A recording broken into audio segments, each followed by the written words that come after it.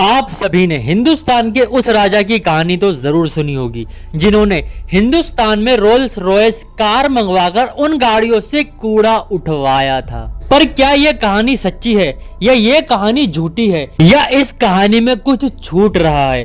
आज हम आपको बताएंगे पूरी कहानी राजा जय सिंह की। तो आज मैं आपको लेकर चलता हूँ सन 1920 के उसी दौर में, जब राजा जय सिंह लंदन गए थे और वह एक होटल में रुके हुए थे और वो वहीं के कैजुअल कपड़ों में ही बाहर घूमने निकल जाते हैं। और बाहर घूमते घूमते उन्हें दिखता है एक रोल्स रॉयस का शोरूम और उनका मन करता है कि क्यों ना मैं एक रोल्स रॉयस कार खरीद लूं। पर वो एक नॉर्मल सी हालत में थे, एक कैजुअल से कपड़ों में थे और उनके साथ उनका कोई भी सिपाही नहीं था। पर उनकी इच्छा उन्हें उसी शोरूम में ले जाती है और जाकर वह गाड़ी देखने लग जाते हैं। पर रोल्स रॉयस कार के शोरूम में खड़ा हुआ सेल्समैन उनसे सही से बात नहीं करता। अगर राजा जय सिंह उनसे ये सवाल करते कि ये गाड़ी के फीचर्स क्या क्या है तो वो सही से जवाब भी नहीं दे रहा था। पर यह चीज राजा जय सिंह के दिल पर लग गई। उन्हें लगा कि ये इंसान मुझे कुछ भी नहीं समझ रहा है। राजा जय सिंह जब भी उस सेल्समैन से कुछ सवाल कर रहे थे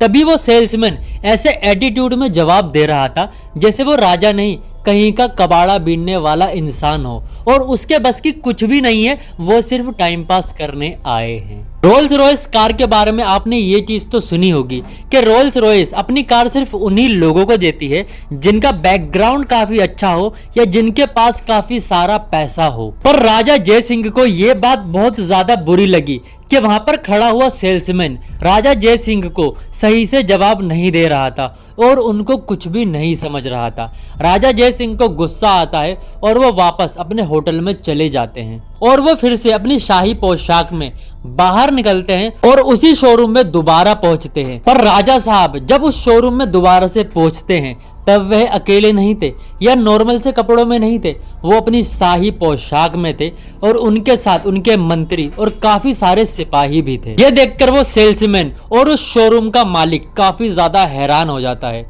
और राजा जय सिंह गुस्से में कहते हैं कि मुझे 10 रोल्स रॉयस चाहिए अपने इंडिया में, कब तक भेजोगे? और उन गाड़ियों के साथ इस सेल्समैन को भी भेजना जिसने मुझे इस गाड़ियों के बारे में कुछ अच्छी चीजें सिखाई थी। राजा जय सिंह सिर्फ इतना ही कहते हैं और वहां से चले जाते हैं। जब वह गाड़ियां राजा जय सिंह के घर पर आती है तो साथ में वो सेल्समैन भी आता है और सेल्समैन के सामने राजा जय सिंह कहते हैं कि इन सारी गाड़ियों की छतें हटवा दो और इन गाड़ियों को यहाँ पर कूड़ा उठाने के लिए लगवा दो। ये सब सुनने के बाद वो सेल्समैन हक्का बक्का रह गया और उसने उस कंपनी में फोन कर कर ये बताया कि यहाँ के राजा साहब ने हमारी गाड़ियों को कूड़ा उठाने पर लगा दिया है। जब कंपनी ने राजा जय सिंह से बात करी और पूछा कि आपने ऐसा क्यों किया तो राजा जय सिंह ने जवाब दिया कि आपके सेल्समैन ने मुझसे इस तरीके से बात की थी जैसे मैं कुछ भी नहीं हूं।